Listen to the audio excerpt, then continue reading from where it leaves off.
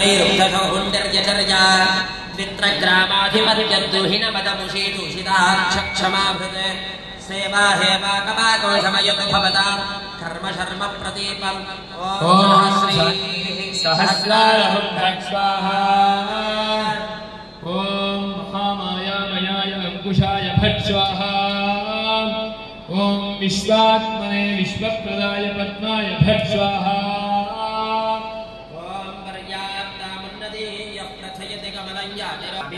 स्वरूपम् भूम्ना स्वेनान्तरिक्षो कमलैर्व्यासा विचित्रां विधत्तां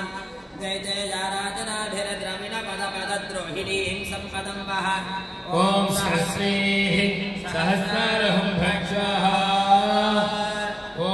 विद्यै विद्यैश्वरार्चिते गदायै फट् स्वाहा ॐ इच्छाशक्त्यै नमः स्वाहा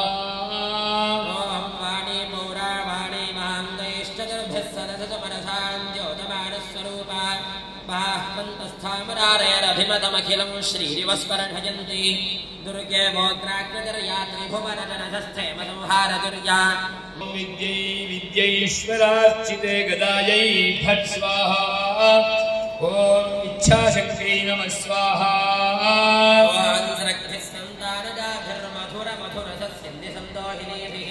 पाणिनैः प्रौढचन्द्रातपतयसुसमिसुरसुदृशा विस्रवर्चासयस्याः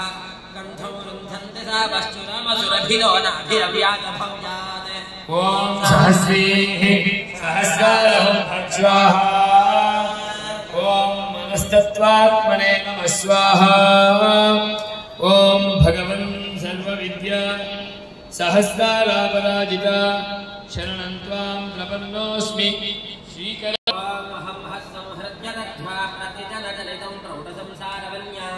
दूराध्वन्यानुधन्यान् महतमिनतभर्धामनि स्थापयन्ति विश्रान्तिं शाश्वतीं यानयति रमयता चक्रराजस्य नाभिः संयन्मो मुह्यमानत्रिदशपुरुषदा साक्षिणी साक्षिणी वः ॐ सहस्रेः सहस्रारहुं स्वाहा ॐ मनस्तत्त्वात्मने नमः स्वाहा ॐ भगवन् सर्वविद्या सहस्रारापराजिता शरणं त्वां प्रपन्नोऽस्मि श्रीकर श्री सुदर्शन स्वाहा।